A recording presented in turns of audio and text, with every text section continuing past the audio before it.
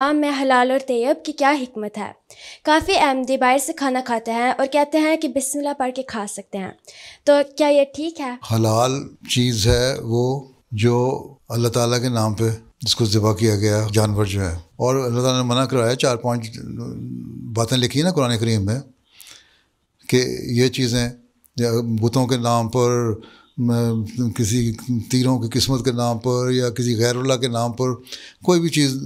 تم ذبح کرتے ہو تو حرام ہے، ٹھیک۔ اور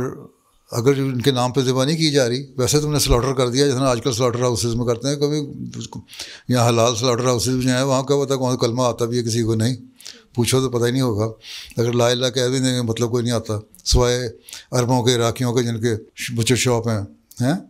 وہ کرتے ہیں، سلاٹر ہاؤسز ہیں جن کے۔ تو حلال چیز وہ ہے جو اللہ تعالیٰ کے نام پہ ہو، اور جو ویسی کسی غیر کے نام پہ نہیں ہوئی لیکن اس کو اسلامی طریقے سے سلاٹر کیا گیا، بلیڈ کیا گیا، یا ہاف سٹن کر کے بعض بلیڈ کر دیتے ہیں اور خون بلیڈ ہو جاتا ہے، وہ حلال ہو جاتا ہے، اس کو بسم اللہ پڑھو اور کھا لو۔ اس لیے قرآن شریف میں شکار کے بارے میں بھی اسی طرح آیا ہے، آنسر نے فرمایا کہ شکاری جانور جو ہیں بعض دفعہ تم ٹرین کرتے ہو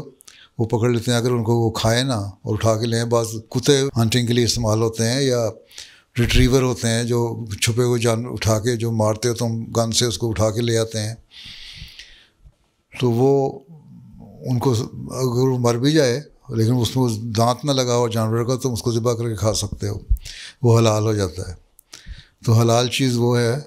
جو کسی غیر اللہ کے نام پہ ذبح نہ ہو، تم اس کو بسم اللہ پڑھ کے کھا لیتے ہو۔ طیب چیزیں وہ ہیں جو پاکیزہ ہیں، بعض چیزیں حلال بھی ہوتی ہیں، مرغا حلال ہے لیکن اگر وہ مر جائے، مرغی تمہاری چکن مر جائے اور اس میں بو آنے لگ جائے، اب وہ باوجود حلال ہونے کے وہ طیب نہیں رہے گی، پاکیزگی نہیں اس میں، اس لیے وہ حرام ہو جائے گی چیز تمہارے لیے، سوائے اللہ تعالیٰ کہتا ہے کہ تم بھوکے مر رہے ہو تب تم کھا سکتے ہو، جس طرح وہ ایک آدمی کا واقعہ آتا ہے، اس نے گدھے کا گوشت پکا رہا تھا گھر میں اور ساتھ والے ہمسائے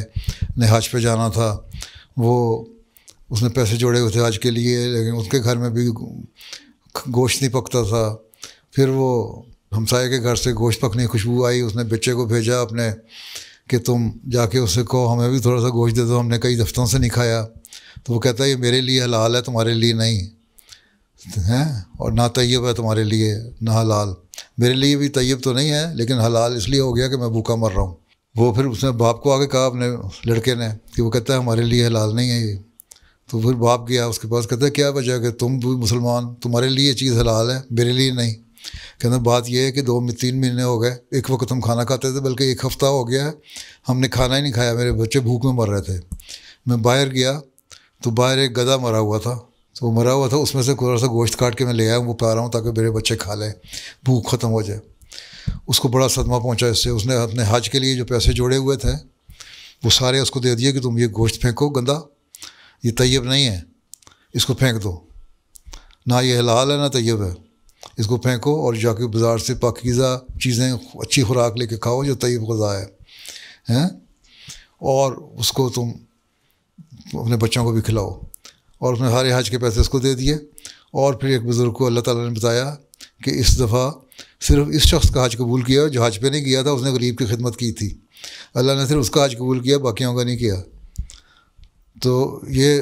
فرق ہوتا ہے، اس لیے ایک حلال اور طیب میں فرق پتہ لگ گیا نا، جی ایک پاکیزہ چیز اور حلال چیز، ٹھیک۔ جزاک اللہ۔